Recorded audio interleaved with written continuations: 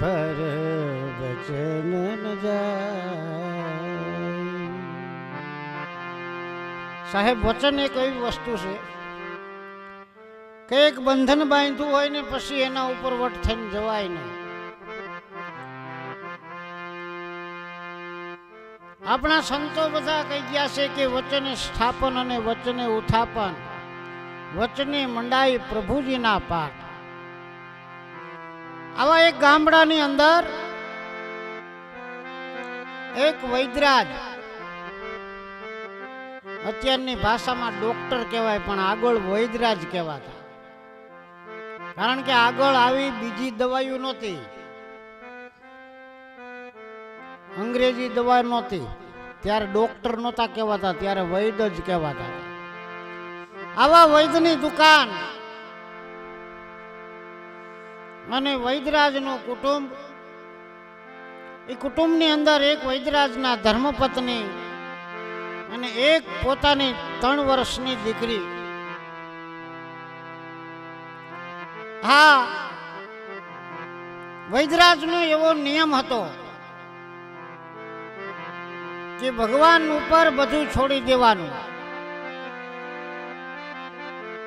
વૈદરાજ સવારે ઘરેથી નીકળે, ઘરેથી નીકળ્યા પછી તેના ધર્મપત્નીને પૂછે કે આજે ઘરની અંદર જે કાંઈ વસ્તુ લેવાની હોય એનું લિસ્ટ મને આપી દો. એટલે વૈદરાજના ધર્મપત્ની ઘરની અંદર જે કાંઈ જોતું હોય, ખાંડ, ગોળ, ઘી, એક ચિઠ્ઠીની અંદર લખી અને વૈદરાજને આપી દે. વૈદરાજ આવી પોતે દવાખાનું ખોલે, પોતાની હાટડી ખોલી પોતાના ઈષ્ટદેવ હોય એની અગરબત્તી કરી અને જે ચિઠ્ઠી ખીચામાં લાયા હોય ને એ ચિઠ્ઠી ભગવાન આગળ ધરી દે. સાહેબ, ઘણા વર્ષ આ વૈદરાજે આવું હાક્યું. ચિઠ્ઠીની અંદર જે વસ્તુ લખી હોય એટલા પૈસા આવી જાય એટલે વૈદરાજ દવાખાનું બંધ કરી દે. આજનું ખાતું બંધ. જેટલી વસ્તુ જોતી હોય એટલાનો હિસાબ મારે. હિસાબ માર્યા પછી જે કોઈ દર્દી આવે એની પાસેથી વ્યવહારિક રીતે જે પૈસા લેવાના હોય એ જ લઈએ.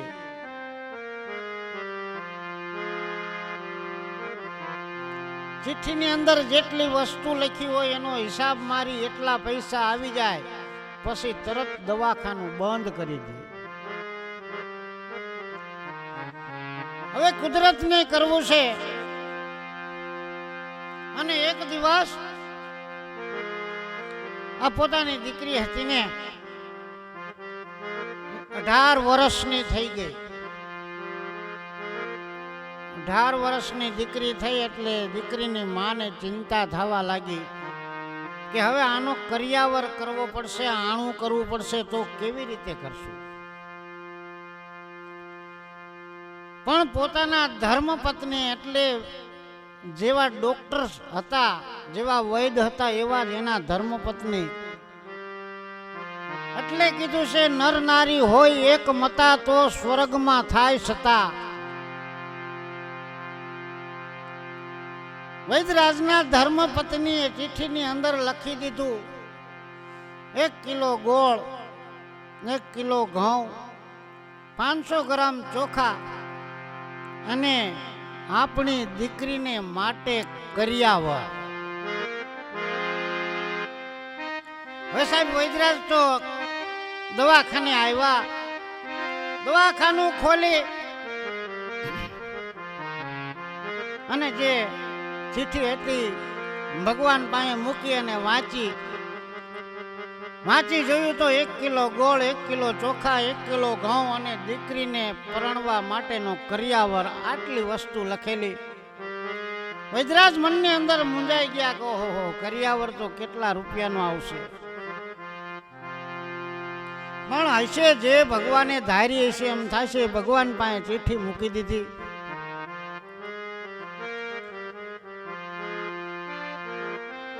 સાહેબ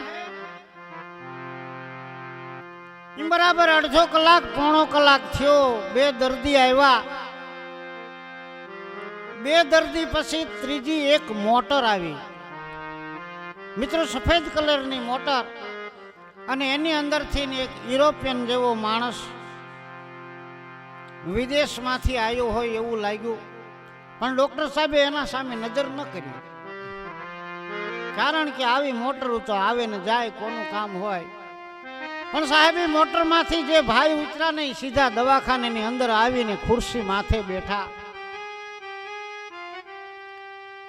એટલે ડોક્ટર સાહેબે કીધું, વૈદરાજે ખુરશી માથે બેઠા હતા એ ભાઈને કીધું કે ભાઈ તમારે દવા લેવાની હોય તો અંદર આવતા રહ્યો, અને જો કોઈ દવા લઈ જવાની હોય તો મને દર્દીનું વર્ણન કરો, એટલે હું એ પ્રમાણે તમને દવા બાંધી આપું. ત્યારે જે વિદેશથી આવેલો ભાઈ હતો ને એ ડોક્ટર સાહેબને પગે લાગ્યો અને કહેવા લાગ્યો કે સાહેબ, હું આજ 3 દિવસ થયા તમારા દવાખાને આવું છું, પણ તમે ભેગા થતા નહોતા, તમે મને ઓળખો નથી? વૈદરાજ કે ના ભાઈ, મેં તને ઓળખો નથી. એટલે આજે તો તમને મળવા માટે મેં વેલા ટાઈમ લીધો છે, કે પણ બોલો શું કામ છે? ત્યારે ભાઈ વાત કરી કે સાહેબ, આજથી 10 વર્ષ પહેલા હું આ રસ્તેથી નીકળેલો, મારી ગાડીની અંદર પંચર પડી ગયું હતું, એટલે ડ્રાઈવર હતો એ પંચર કરાવવા માટે વ્હીલ કાઢી અને ગયો. મને એમ થયું કે અહીંયા તડકામાં બેવું એના કરતા સામે આ વૈદરાજનું દવાખાનું છે ત્યાં બેસું. હવે હું ત્યાં બેઠો ખુરશી માથે, 10 મિનિટ થઈ, 15 મિનિટ થઈ, એટલે તમારી નાની એવી દીકરી હતી, એ દીકરીએ કીધું કે પપ્પા હાલો ને ઘરે, બાપુ હાલો ને ઘરે. તમે દીકરીને ચૂપ કરી દીધી કે બેટા થોડીક વાર બેસ, હમણાં આપણે જાય. ત્યારે મારા મનની અંદર એમ થયું કે અહીંયા કણે એમ નામ બેસાય નહીં, એટલે મેં તમને પૂછ્યું કે સાહેબ, અમારા લગ્ન થયા એને 3 વર્ષ થઈ ગયા, અમારા ઘરે કોઈ સંતાન નથી, તો કોઈ સંતાન થાય એવી દવા હોય તો આપો. મને એમ થયું કે જો એમ નામ બેસું એના કરતા કાંઈક દવા લઈ દવાખાને બેસું સારું નહીં. એટલે સાહેબ તમે દાંત કાઢવા લાગ્યા અને કહેવા લાગ્યા કે સંતાન થાવું ન થવું ભગવાનના હાથની વાત છે, દવા કોઈ કામ કરે નહીં. પણ જો તમારા ભાગ્યની અંદર હશે, તમે એવી વાત કરતા કરતા દવાની પડીકી બાંધતા હતા, દવાની પડીકી બંધાઈ ગઈ એટલે મારું નામ પૂછ્યું, મેં મારું નામ દીધું એટલે તમે એક કોથળીની અંદર મારું નામ લખી દીધું. થોડીક પડીકી બીજી અલગ રાખેલી, તમે મારા મિસિસનું નામ પૂછ્યું, મારા ઘરવાળીનું નામ પૂછ્યું, એટલે મેં એનું નામ દીધું. એક પડીકું એને દીધું ને એક પડીકું મને દીધું. હવે એ પડીકા લઈ અને મેં તમને પૂછ્યું કે દવાના કેટલા પૈસા દેવાના. ત્યારે તમારા મોઢામાંથી એક શબ્દ નીકળેલો કે આજનું ખાતું બંધ. એટલે મને એવો વિચાર થયો ખાતું બંધ, એટલે મેં ફરીવાર પૂછ્યું કે સાહેબ કેટલા દેવાના. ત્યારે બાજુની દુકાનવાળા ભાઈ અહીંયા ઊભા હતા, એને કીધું કે આજનું ખાતું બંધ, એટલે હવે ડૉક્ટર સાહેબ પૈસા લેશે નહીં, કારણ કે આજનું જે એને જોતું હતું એ પૈસા એટલા આવી ગયા, પછી ડૉક્ટર સાહેબ પૈસા લેતા નથી. એક દિવસની અંદર એના ઘરની અંદરની જેટલી વસ્તુ આવી જાય પછી ગમે તેવા દર્દી આવ્યો હોય તો એ પૈસા લેતા નથી. મને મનની અંદર એમ થઈ ગયું કે ઓહો, આવા વૈદરાજ તો મેં ક્યાં જોયા નથી. મારે તો ખાલી બેહવું નહોતું એટલે મેં દવાની વાત કરી હતી. પણ સાહેબ એ દવાની પડીકી લઈ અને હું ઘીરે ગયો. ઘીરે જઈને મેં મારા મિસિસને મારા ઘરવાળીને વાત કરી કે આવી રીતે એક ડૉક્ટર સાહેબ આપણને દવા દીધી છે. એટલે મારા ઘરવાળીએ કીધું કે ખરેખર એ ડૉક્ટર ન હોય પણ એ કોક ભગવાન હોય. અને ખરેખર આપણા ભારત દેશની અંદર ડૉક્ટર એટલે ભગવાન ગણાય. પણ અત્યારના જે ડૉક્ટરો છે એની તો વાત જ ન કરાય સાહેબ. દર્દીને અડધો હજીવન કરી નાખે. વાત કરે કે ભાઈ તને તો કાંઈ થયું નથી. ડૉક્ટર છે એ વૈદ્ય છે એ ભગવાન છે. કારણ કે દર્દીના દુઃખને દૂર કરે. એટલે સાહેબ મેં અને મારા ઘરવાળીએ તમારા વિશ્વાસ ઉપર દવા ચાલુ કરી. અમે બધા વિદેશની અંદર વયા ગયા છીએ. અહીંયા અત્યારે સી નહીં. અહીંયા ખાલી એક મારા બેન અને એક એની દીકરી બે અમારા જૂના ઘર છે ત્યાં રહે છે. હું જ્યારે આવું ત્યારે તમને મળવાનું મન થાય છે. મારા ઘરે અત્યારે બે બાબા ને એક બેબી 3 સંતાન છે. એ તમારી દવાની કૃપાથી સંતાન થયા છે. ડોક્ટર કે છે ભાઈ વૈદ્યરાજ કે ભાઈ એ તો ભગવાને જે ભાગ્યની અંદર લખ્યું હોય એ થાય. પણ હવે શું છે? એટલે આવેલા ભાઈએ કીધું કે હવે એક જ વાત છે.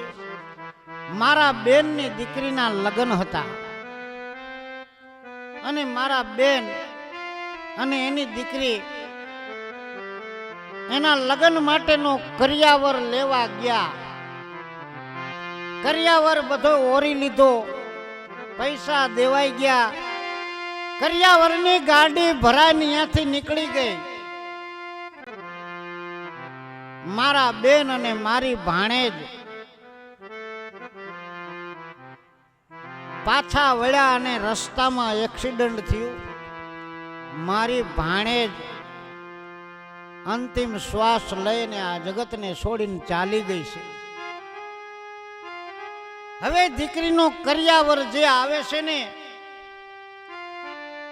અહીં તો મારા બેન એકલા છે. હવે હું મારા બેનને પણ લઈ જવાનો છું.